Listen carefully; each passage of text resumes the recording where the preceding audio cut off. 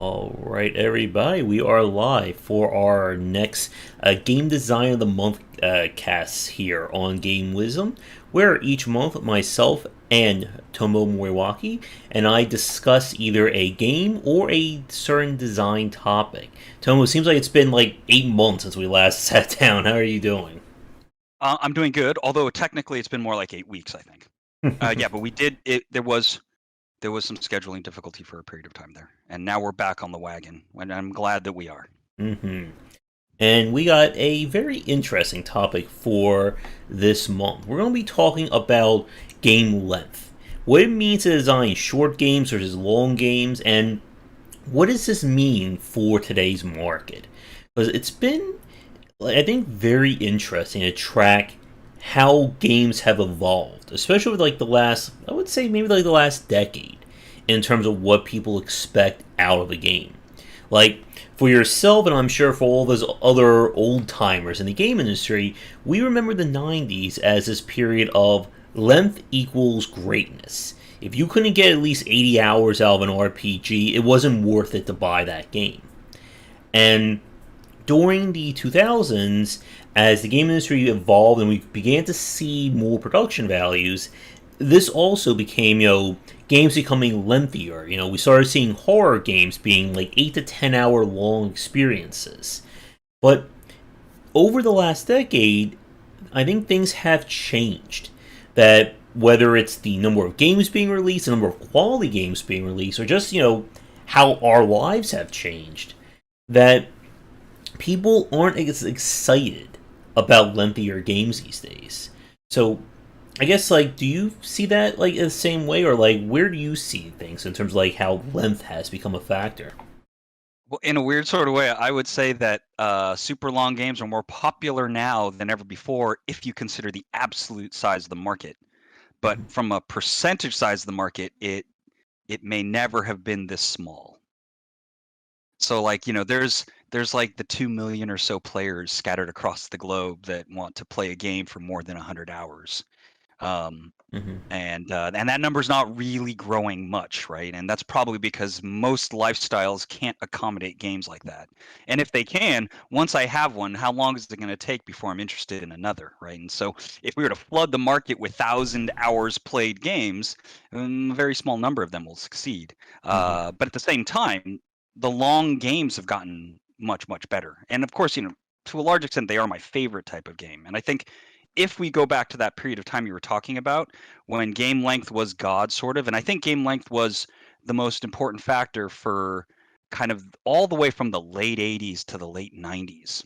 Or somewhere in the late 90s, that's when that idea, kind of when the first great death of PC games, is when game length stopped becoming so important. Because also, along with the first kind of dark ages of PC, I think we also get this huge influx of new console players. Mm-hmm. And like everything, right? Everything about games is always going to be just this kind of proxy description of what's going on with the people that play them. And so in that early era of, of PCs and our desktops and Doom, um, we have um, making the game longer and longer made a lot of sense because the game's complexity and its interrelationships and how long it can hold my attention, that kind of became the way the developers were showing off that they had gotten better at games. They've understood how to make games that would take you hours and hours and hours and hours, 20 hours, 30 hours. There was some, and that trajectory was just on this runaway path. But those games were only serving the existing game audience, and PC games were kind of on the decline. And this new console era was starting to really explode, especially with PlayStation 1 and all these new players who have different play patterns, who might only play a couple of hours right after coming home from school, let's say.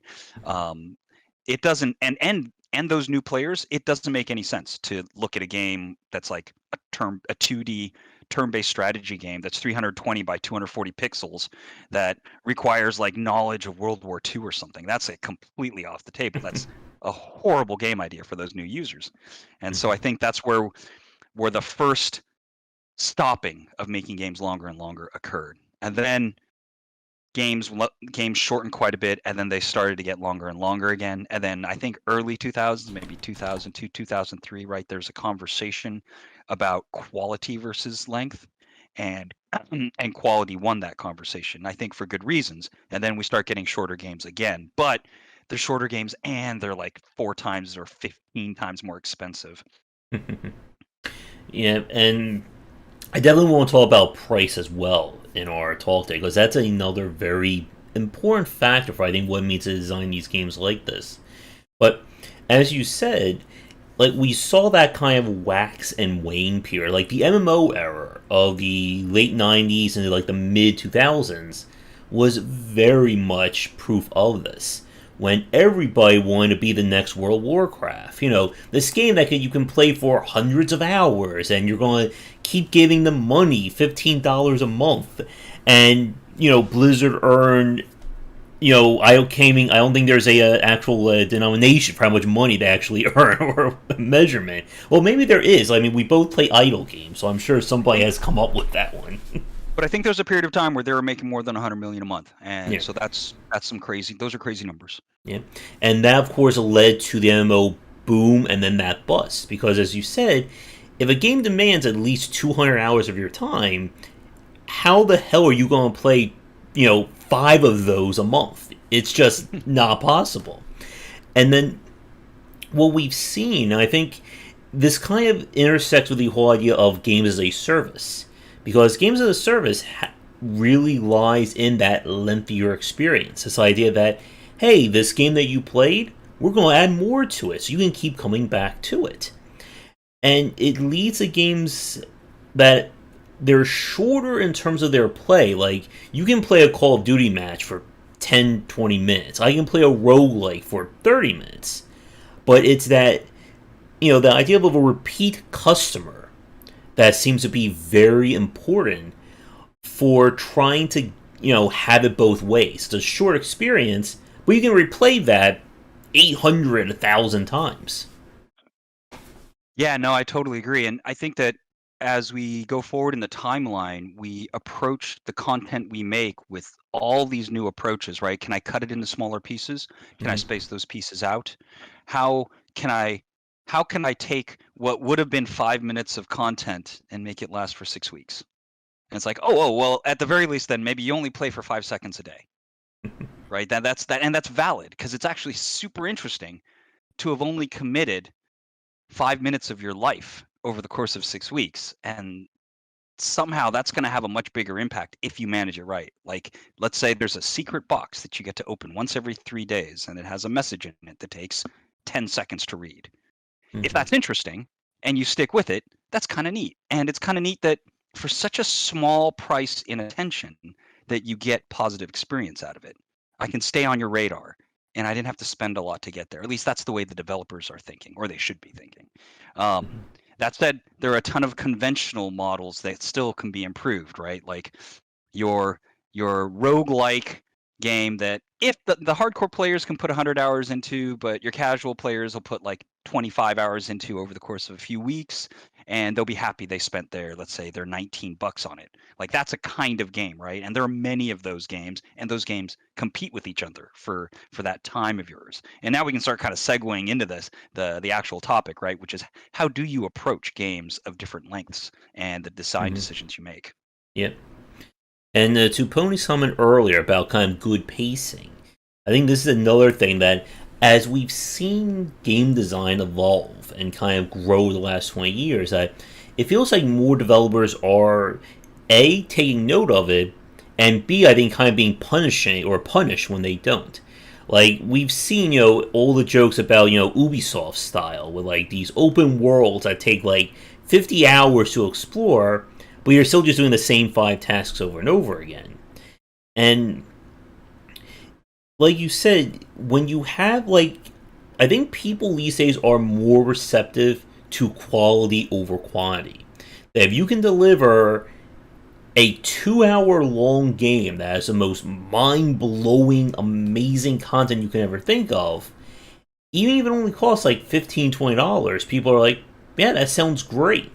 And we've had whenever we have these talks, there's always those very popular arguments that show up on like game dev Twitter or game dev whatever your social group is, and one of them, of course, is the cost of a movie. Like people will spend $20 to go to a 2 hour movie, but getting them to play a 2 hour game is like pulling teeth, especially if you charge that amount of money. Yeah, totally, totally. It's weird, and it also depends on the user, right? Because Mm-hmm. there is a mature PC audience, and they're starting to kind of know that on one hand, I want a game, and I'm like one of these people. That's why I say this. So I'm only theorizing the size of the user Mm-hmm. base that is me. But on one side, it's like I need games like, when is Crusader Kings 5 coming out? And then on the other hand, it's like I totally want to play some of these short form games, like a 45-minute story experience that has nothing in it that I've ever Mm-hmm. that makes sense of or fits my genre, but is just kind of a short exploration. I mean, granted, I guess somewhere in between there is something like Disco Elysium, which Mm-hmm. wasn't necessarily something I put hundreds of hours into, but was very, very interesting because of how different it was, right? Because the super Mm-hmm. mature audiences now they need they need novelty as well as the form that they're accustomed to. Yeah. Like one of my favorite games from 2021 that was very much on the short form side would be the game Nuts, which is kind of like a investigation adventure game where you're trying to track squirrels in a forest. And it Nice. is a short game. It's only maybe like 2, 3 hours long if you know what you're doing. But again, there's nothing else like it on the market. So you really can't go anywhere else for that experience. And I think, like as we've had discussions about indie development so often, that I think this is one of those areas that plays to the indie strength. That an indie developer is not going to compete with, Horizon Zero Dawn or Death Stranding or anything like that. But if they can make something that is completely and entirely unique, and it's only like an hour or two long, you know, they can price that, comparatively, and it can find an audience. It can find that niche of a fan base. Well, we've had these conversations in the past that talk about pricing, right? Mm-hmm. And my position on that is you price it according to the audience. Mm-hmm. And if someone doesn't think this is worth it, they should not buy it. But if your analysis is off, then you price it wrong for the people that want it, right? And if the people, like, let's say you had a game that really only like 7 people on Earth would want it, but they're all billionaires. Well, you ought to price that sucker at $1 million or something. Mm-hmm. Just how that should be. Now, I don't understand how you'd ever figure that out. Yeah. It's like, well, it's just like you run interviews with billionaires 24/7 for like a couple years or something. Mm-hmm. But that grotesque analogy actually though does maybe match this idea that like, oh well, I'm going to make a game that I only have like a couple $100,000 in budget for, so it's going to be super small form, and that means I can't charge a ton for it because most people that be interested in a bigger game demand more features and they demand more complexity, and so I'm going to market to players that are kind of interested and in this kind of like 199, 299, $399 game space, and I'm going to pick a form of game that I can afford to make with my small budget. And now kind of if we were to dive into the conversation of what features to add, I will lean on trying to create like a 2 to 4 hour experience, maybe heavily mechanics driven because I can't afford all this nice art, but if I could Mm-hmm. afford just a little bit of it, I can now sustain maybe a person's imagination for that short period of time and just make sure I get to the end before Mm-hmm. they lose interest. And now that 299 has been spent, their experience was acquired, and then they can move on, happy having done what they've done. And by that logic, you should not make an RPG mechanic that'll sustain a player for 40 hours. That would be sort of like a nonsense feature move in that kind of a approach. Um, Mm-hmm. there's some interesting stuff. Uh, Thomas Rabbit says Firewatch was an interesting game in this way. It was Mm-hmm. extremely short, perhaps 4 hours at most, but it more or less set the bar for voice acting in every game I played so far, so I didn't mind. Yeah, and Mm-hmm. that's the thing is there are different audiences. There are some audiences who maybe they're those players that like congregate in Armor Games, and they're just looking for something to dabble in and play a little bit of and find something interesting, new, and fun, and they like mechanics.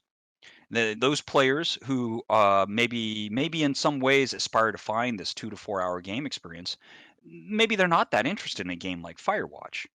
But Hmm. anyone who enjoyed Journey, for example, sees the game like Firewatch and they're like, yeah, this is exactly what I was looking for. Hmm.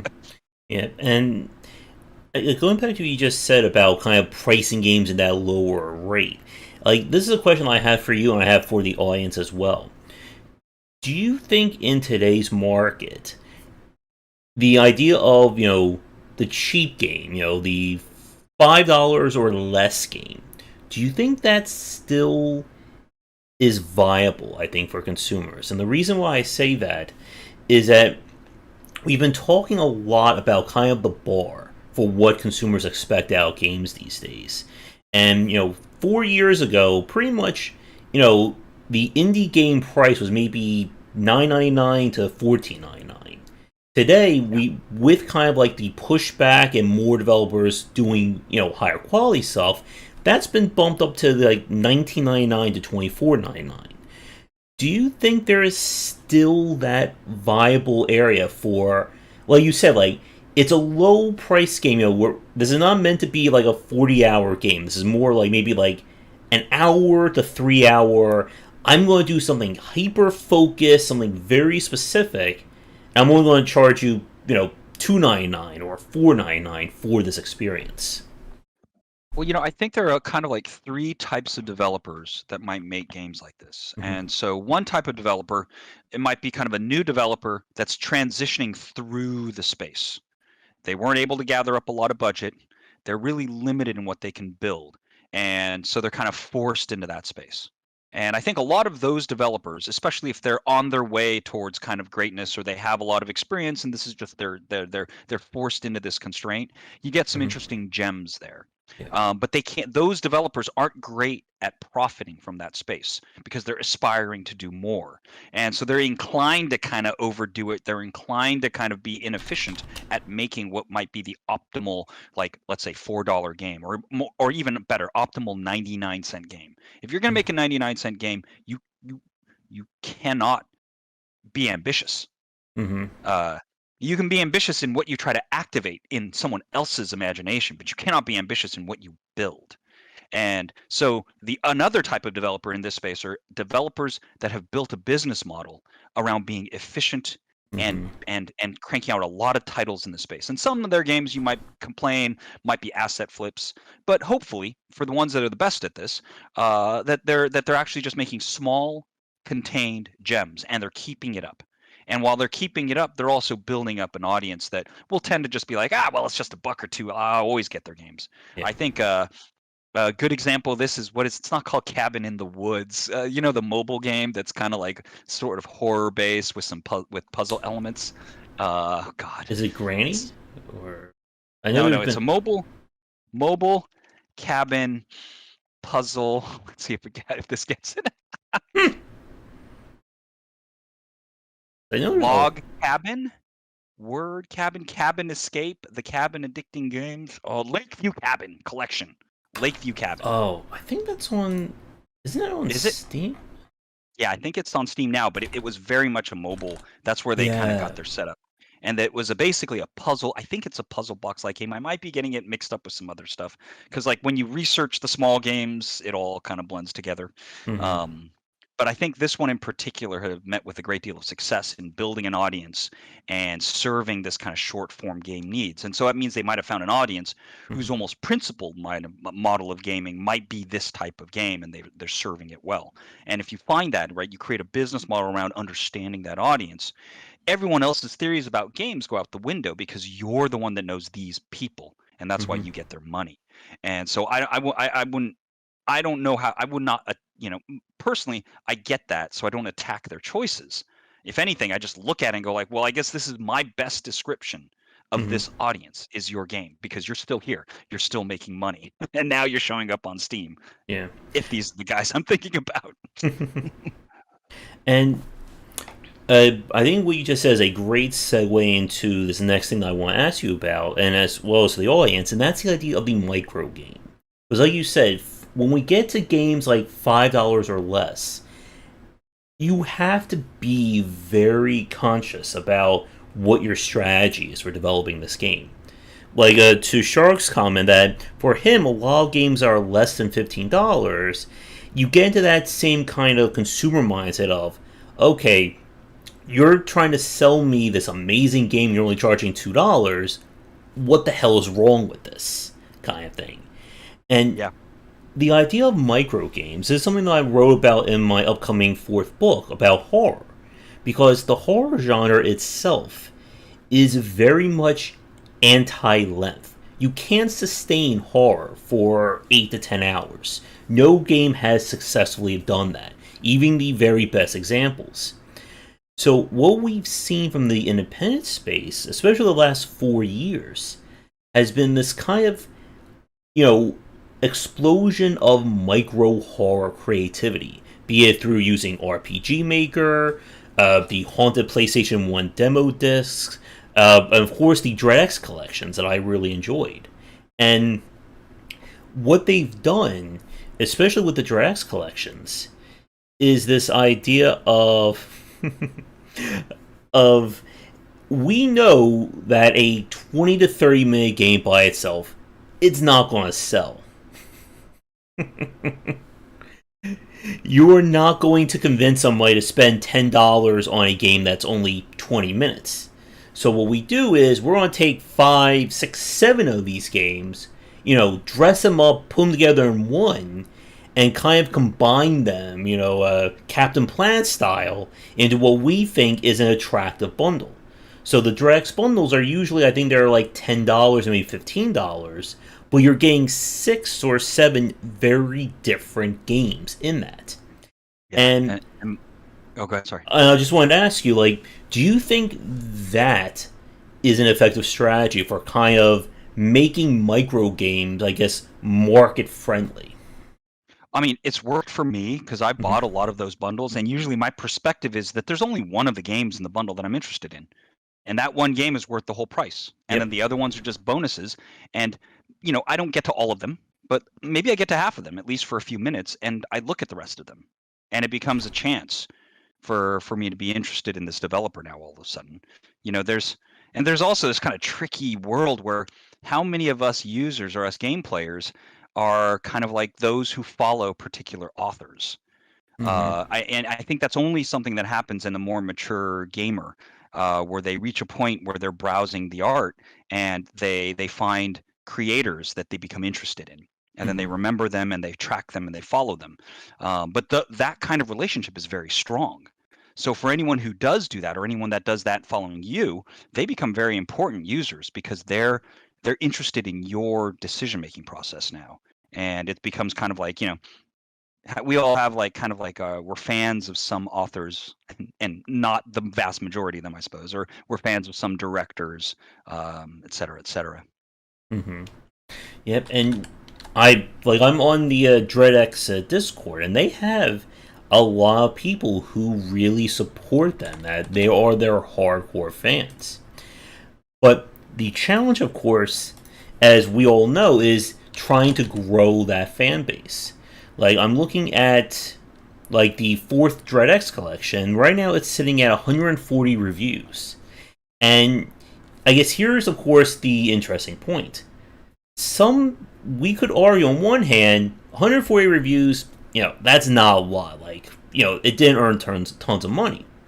But on the other hand, if these are meant to be very short form games, there's not a huge development cost. There's not a lot of money tied into them.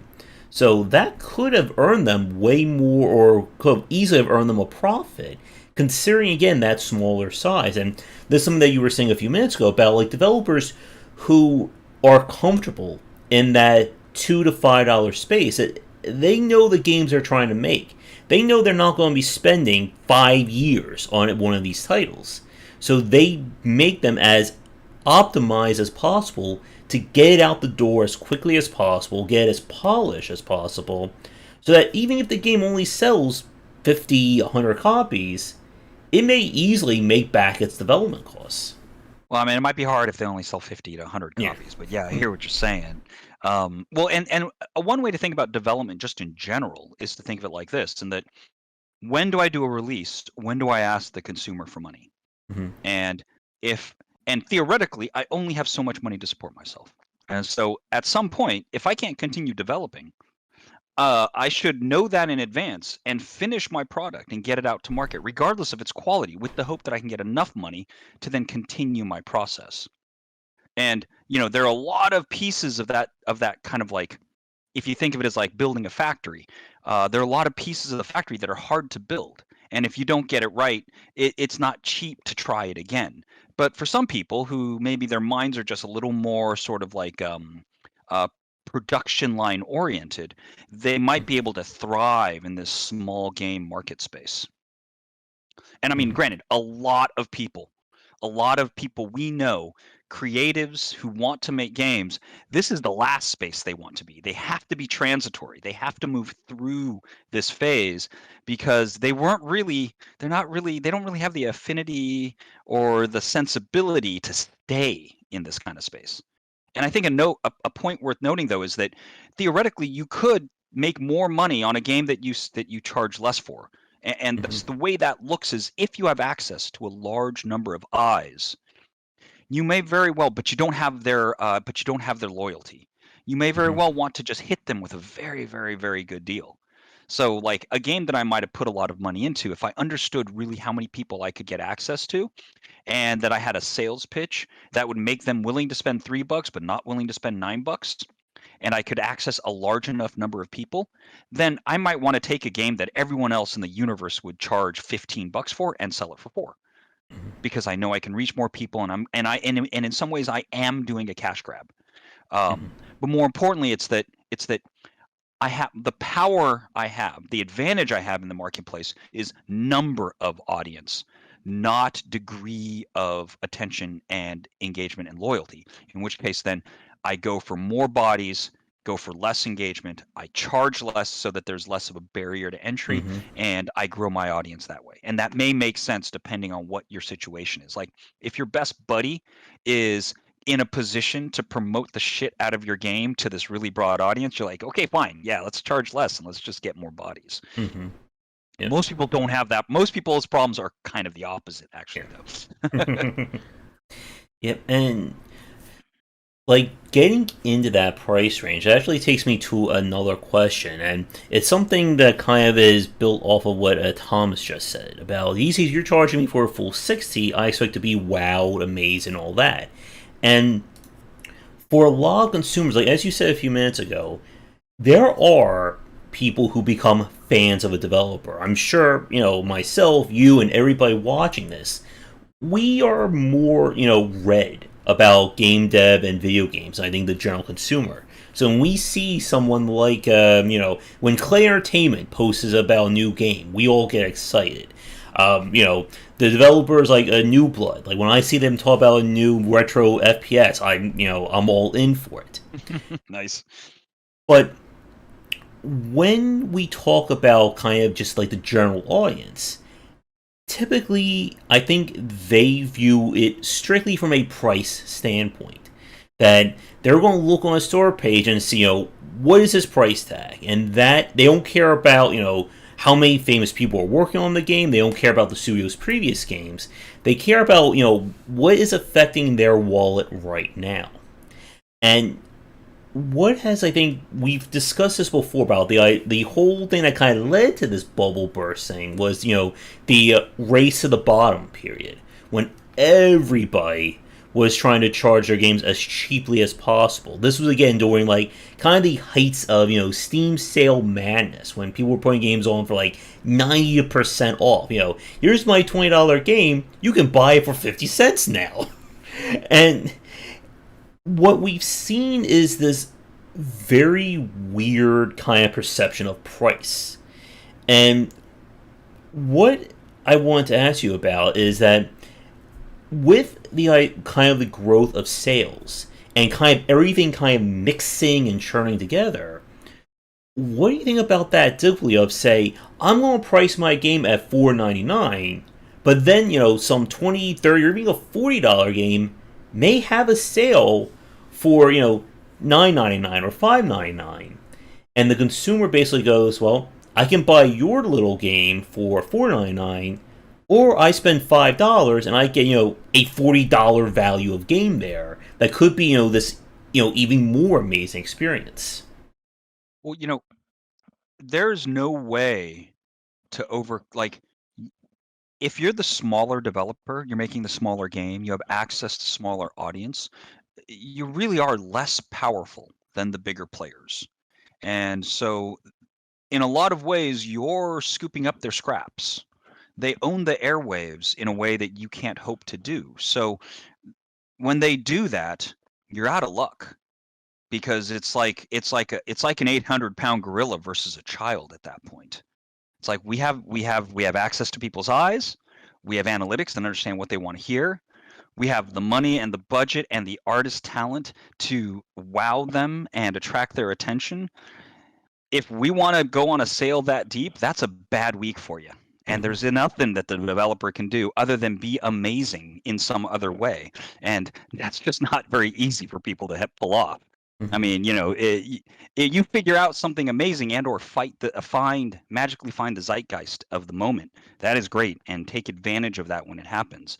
But this is not like this isn't this like it's not like a magical space. It's more like a schoolyard playground, and the big and strong ones do dictate some of the terms, and so avoiding them is important. It's partly why if you're sufficiently small, you don't want to come out in that period of time when all the big players release their games right before Christmas, Yep. because you get drowned out in all that noise. You want to find a quieter time. You want to find your audience when they're not as already distracted by other brighter, bigger things. Mm-hmm. Yep. And I think, as we've said before about the kind of surviving in the game industry space, that any developers have to become, or they must have become, more conscious of this. That, hey, the week Call of Duty comes out, maybe I shouldn't be releasing a game. Or, if again, like if Claire Entertainment announces a major project, or Valve does something, you may not want to be saying, hey, over here I have a game I just released. Yeah, hell, you might as well just stream their game. Yeah. Mm-hmm. And I mean, so much of this game is audience, right? mm-hmm. And so if you have an audience, you you need to know what's cool for them, and you need to give it to them. It's not like you get to get into a long conversation with them and try to convince them that they shouldn't like what they like. Mm-hmm. Yeah. So, in terms of kind of designing games around pacing, I want to spend a few minutes on that as well. Because, as we've said, there's, I think, a fundamental difference between saying, I'm going to design an 80-hour long game versus I'm going to design a game that is played for, 30 minutes to an hour long sprints, and let's say the story or the overall completion takes 80 hours. Again, roguelikes and roguelites being the example here. Yeah, so what I would say is I think it is, to me, there is like a law in game design, and that is um, complexity.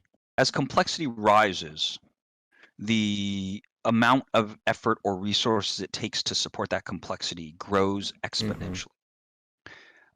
And so I think about the time frames that we want to support when making an experience, kind of like, oh well, how about, this can support 1 minute of experience, 10 minutes of experience, 100 minutes of experience, 1,000 minutes of experience, 10,000 minutes of experience, Mm-hmm. et cetera, et cetera. And so as you kind of like understand what is the ballpark of experience you want to be able to sustain, you get some idea of like what is the exponent to like two in terms of the number of minutes you want to be able to give players. And the reason why that's important is you don't want to build a system that belongs in a 1,000 complexity experience for one that should be 100. Mm-hmm. You don't want to make a game that could support 1,000 hours when all you need to do is support 10. And when you make those choices, those are choices that are out of alignment with the product and its audience's needs. It's Mm-hmm. like, who cares if you can support 400 hours if all you need to do is support 4? And once you understand that, then you can focus your design efforts to make a good 4 hours rather than, let's say with the same price you can make a moderate 40 hours, and you can make a barely sustainable 400 hours. Yeah. And only the smallest number of players would actually follow down that path. And a lot of those players I would describe as people who are into idle games. Mm-hmm. Um, and so once you understand that, now you're like, okay, well, so first of all, I don't need three systems that all interact that produce different results, and that there's an RPG element to each of those three systems growing over the course of many steps. And each of the and in fact, what I have is I have one RPG system, and it doesn't even have multiple layers. It's just like 17 upgrades, and you get to choose one or the other 4 of the times. And now there's kind of a reason to replay because you could pick the other things you didn't pick. Mm-hmm. And you're like, okay, cool, cool, cool, cool. Like you know the game Forager, right? Yeah. So I would say Forager is one of the smallest form long-term engagement builder games out there, right? And it's short, it's sweet. It still gets pretty intense. But now imagine if you were to even take more of that complexity away and somehow message to players that you're gonna finish this game in 3 hours, and Mm-hmm. that it had even, like, 1/10 of its complexity. That might not be a problem because that first 10%, that kind of felt good. And you get done with it, you spent a small amount of money in it. I think Forager might have been a little bit underpriced for its quality because it was a pretty good, solid, like 20-hour chunk of play. Mm-hmm. Um, but it gives you an idea, right? Because obviously, if you compare Forager to freaking Stardew Valley, on the other hand, like Forager is 10, Stardew Valley is 1,000 in terms Yeah. of potential for engagement, and the work that goes into it is more like 1,000 or like 100 times more the work or the complexity. And Um, Go ahead, go ahead. no, finish your thought. No, that kind of finishes it. And I was also kind of getting to the end. I, I don't know how long I could have sustained that tirade. But yeah, I think you had a really good point there about kind of the value of these mechanics, and like you said, the more complexity you add, the amount of time that it takes to really get into them, grows and grows. And it reminds me a lot of, I read a book by a friend of mine, Patrick Holloman, who wrote the Reverse Design series, and he did a look at all the elements of Super Mario World and kind of like how Nintendo completely balanced every level, every mechanic, every variation of those mechanics. And you can, and one of the things I write about in a lot of the design books that there's only so much value you can get out of an individual mechanic. Jump. Okay, press A, character jumps up. How many times can you do that before the player just gets completely bored and tired of it? So then you have to add new elements to it. Maybe you can give them a double jump.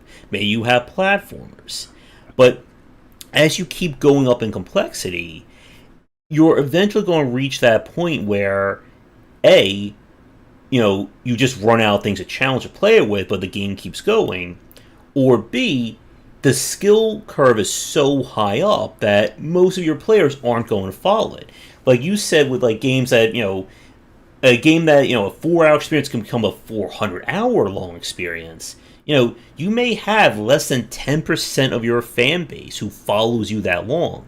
Yes, they are your most hardcore dedicated group, but you really, for a lot of games, if you only cater to that side of things, it becomes so much harder to sustain yourself. Because if you're only trying to appeal to, not even 10% of the audience, 10% of your audience, and you're kind of leaving 90% of them on the table. Well, part of the way I would describe that is as you add complexity to your mechanics, that starts to balloon the cost in time or analysis and development to Mm-hmm. make content that makes those the synthesis of those skills relevant. Mm-hmm. And without that content, then you may not be getting most out of combining those systems, right? I mean, and just really briefly to kind of take a step back, let's say all you had was jump. And Mm-hmm. we can take a game almost like Cannibalt, might be a good example, right? That side-scrolling constant runner where you're Mm-hmm. going sideways and jumping off buildings and jumping through things. Um, kind of an early App Store success, right? But Mm-hmm. um, you can take a single button, and if you were to try to make a single button take more user engagement time, imagine that you have to hit rhythms with the button AA, Mm-hmm. and then you have to go, oh, AB. Oh, but this time you have to go AA. And how many times does it take, right, to be faced with the AA situation and hit AA, and then be faced with the AB situation? And Mm-hmm. now let's say that those are the only two states you have. So you can now go AA, AA, AA, AA, AA, AB, AA, AA, AA, AA, AA, AB, and you start creating patterns. But the fewer elements you have to create patterns, the more repetitious they become, and that really boils down to the sooner a user becomes uninterested or has a desire to leave the experience that you've put together. And so you got to think of your complexity and your depth as really just a fuel tank Mm-hmm. or a machine that creates a range of possible results, and that a user will have an interest in those possible results as long as you kind of tease them properly. But you can't have more results than your system allows, which is why I think a lot of designers, Mm-hmm. without even realizing it, want to add more complexity because they know that it triggers the imagination to ask questions. Mm-hmm. But then if you never answer them, you put all that complexity together, but you didn't put the back side of it into place, right? You asked the questions, but you never delivered the answers. Mm-hmm. But even if your questions and answers are in alignment, you now need this. That's the state that you need to tune to the amount of engagement time you're expecting for a given user. Um, Mm-hmm. Action mechanics with physics are really good for short form experiences because the physics, the gravity, the parabolic curve of Mm-hmm. like, throwing an angry bird across a screen, that's something that you can see over and over again and still find interesting. And Mm-hmm. those kinds of little experiences become like the essence of short form gaming. Mm-hmm. Why does HQ Trivia, why does it do so well? And it just turns out that their format and the guy's kind of entertaining, and they ask questions that are just hard enough but not too easy, not too hard at first, and then it gets kind of obscure, and that pattern just kind of works for 15 minutes of play. And you're like, discovering short experiences, like inevitably many of us in the course of our socializing over the course of our lives find like conversational techniques that work for like walking up to someone and having a quick conversation with them for 3 minutes. And then sometimes we feel it. We're like, well, that's all I got. And I'm feeling kind of itchy now. And I either want to hear you talk or I need to get out of this conversation. Mm-hmm. And the game developers go through the same thing. Mm-hmm. Yep. And like one of the things I say in my book is that a game should be only as long as you're able to keep giving the player something new. And like we've said, when you start adding complexity, it just kind of pads this out. I think this is what we get to when we talk about kind of that era when games, as we said, when length was king, where it's not just you have a story, you need to grind 70 levels, you have 10 different mini systems of cooking, crafting, building a farm, and it gets to that point where you're just losing people because they enjoy your game for 5 hours. It doesn't mean they're going to enjoy it for another 50 hours. And Yeah. you mentioned Stardew Valley. I think Stardew Valley is a really good example of that ability to kind of pick and choose what you wanted. Like there are people who like myself, like we try to do everything in that game: mining, combat, farming, cooking, whatever. And then there are people who just play like, I just want hang out with the people in the town and date them. I don't care. They treat it like Animal Crossing. Yeah. And I think, like as you said, like, and this is something that I've found as well, that if you can get the short form content of your game down, I think it's far better, leads to a far better game than say design a game that initially is going to take at least 20 to 30 hours of somebody's time. Yeah, well, I mean, it's something that we were able to discover in a very, very powerful way in Spider-Man 2. That Mm-hmm. swinging system, which by the Yeah. way was very, very expensive in the grand scheme of things, Yeah. right? Our devising of that swinging through New York City easily cost more than 99% of indie games in their totality. Mm-hmm. Um, and by that I mean it was about 6 months and like 24 bodies. And I mean, we got paid a lot less back then than people get paid now, maybe, but it was still a lot of money. Um, but if like driving around in GTA is fundamentally satisfying and can cover your attention for 100 hours, then your game's 100 hours now. Mm-hmm. Yeah.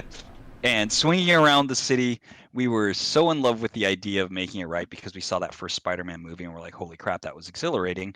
That we put a lot of energy and intelligence really helped make that mechanic sustain more attention, right? It held people for longer because there was, I mean, I guess the kind of romantic way to put it is that there was so much room to express yourself Mm-hmm. that it was like poetry in motion.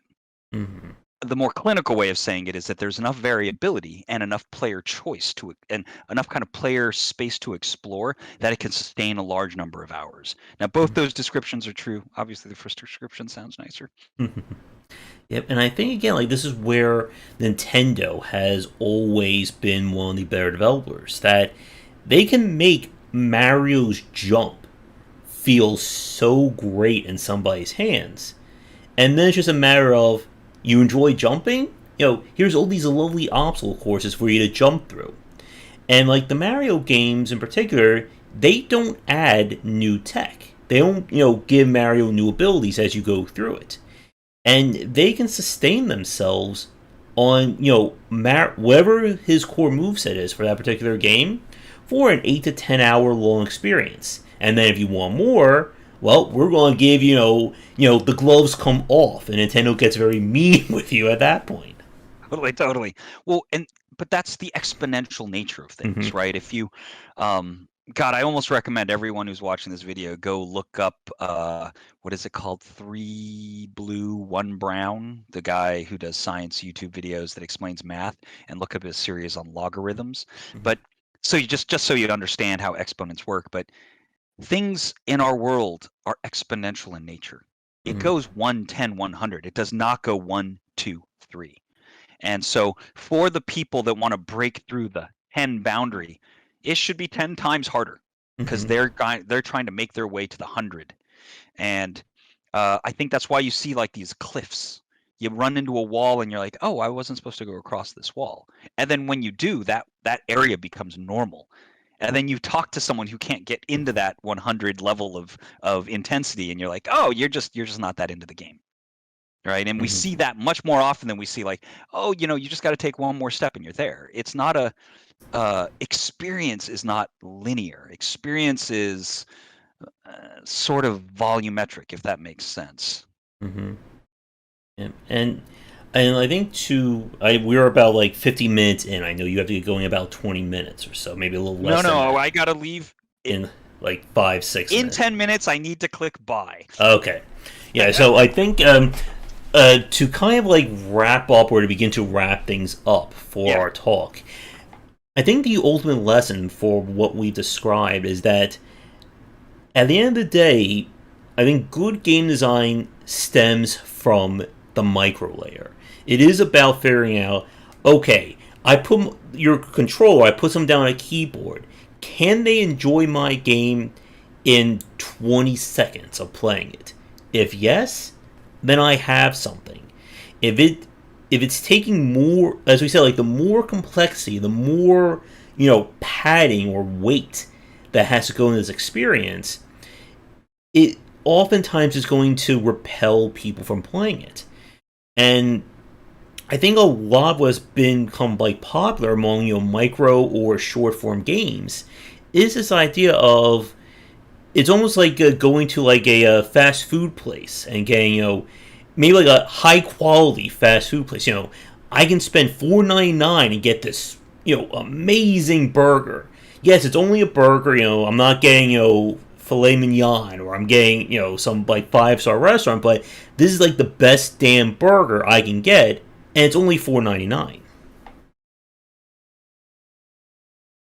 I think this is a good end cap for the conversation, right? Because something we failed to say is Mm-hmm. if it is too complex, Mm-hmm. it could actually ruin the entry point for a user Yes. that is embarking on a short form experience, right? Mm-hmm. And that's actually, and that there's a qualitative skill to establishing a clear promise to a player in a very short time frame and then delivering on it. And Mm-hmm. that is something that the smaller form games is an ability that they need to develop and get good at. And those that can do that, they'll kick the crap out of the other people. Yeah, and again, like onboarding, that's another 2-hour discussion, I think, between the two of us. We really get on that.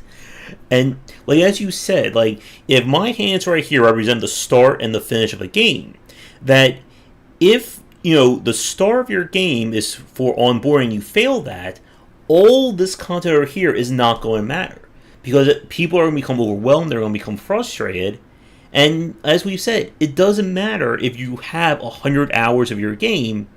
If people are getting pissed off 20 minutes in, then you really Yeah. just have a 20-minute long game because that's how long your game can sustain people or sustain the majority of them.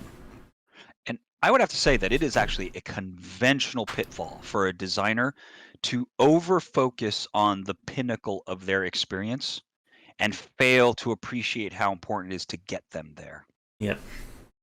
And And again, that developers, game designers, good game designers, they're always good at devising this great pinnacle moment to achieve, mhm. and they aren't typically great at being the force that guides them all the way to that point. Myself included sometimes.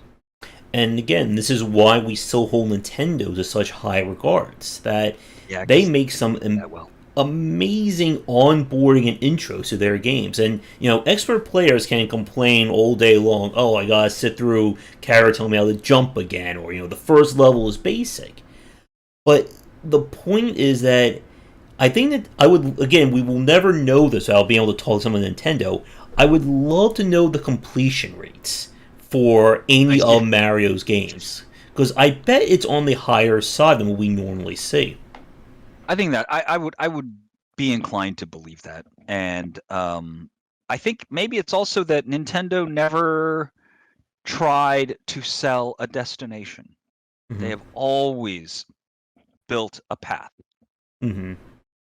And maybe that is very much, Miyamoto's fault, right? That was his weird difference. Because so many people, so many creatives, when they're in their immature kind of beginning state, are very much fixated on this like moment of glory and that happened. And then they try to backward engineer it, or they beg you to go there, and then they try to make that moment the greatest moment possible. And if you totally throw that entire ethos out the door and just Mm-hmm. go like, how do I make every step of this awesome and joyful, and that the going there is the doing part. Mm-hmm. um and I think it's easy to overlook that. And maybe there's something about American culture that kind of leans towards the ends rather than the Mm-hmm. means. I don't know. I mean, I say that kind of feeling that. It's like I might look Japanese, but I grew up. I My claim, I'm more American than most everyone out there, and not always in a good way. Yep, and like that, trying to capture lightning in a bottle. Like, as you said, like for a lot of developers, when they get that one amazing moment, it becomes an obsession to either get right back to it or go, 50 times more than that.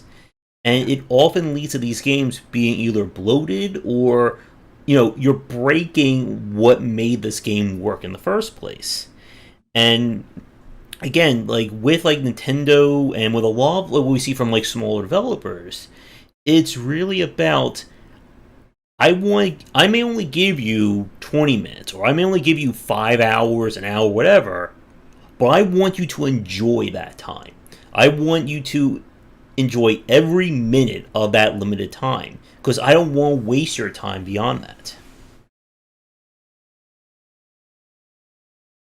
Yeah, it's tricky. You know, because it's not like most developers are really keen on their audience, right? Audience awareness Mhm. is definitely in the purview of the big data mobile developers who've kind of divorced their designers from the nuanced understanding of their user and rely on their extreme massive data to make their assessments and their judgments, right? Mhm. An individual creative um, is both um, supercharged and limited by their kind of emotional resonance.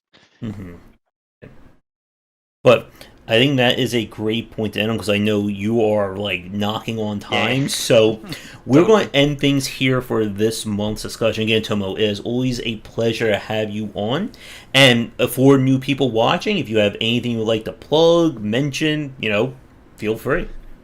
I am one of the founders of Hyperkinetic Studios, and our one internal game, we do a lot of client work, is a game called Epic Tavern. It's on Steam Early Access. It's been there for far too long, and we are desperately trying to get it out of early access. It is a game that focuses on storytelling, and it is set in a fantasy tavern. There's a lot of reading in the game, but you group together the people that come to your bar that you serve drinks to and send them out on Dungeons and Dragons like quests. Additionally, in 8 minutes, I'm going to do a dev stream on our Twitch stream, which you can find at twitch.tv/Epic Tavern. All right, and we'll be back next month for another Game Design of the Month discussion, and we'll hopefully be getting to do a roundtable soon once we figure it out in terms of our topic. But Tomo, I won't keep you any longer, so thank you so much for watching, everybody. Come back for daily discussions on game design here and on game wisdom, where some of the art and science of games. Until next time, take care. Bye, guys. Thank you.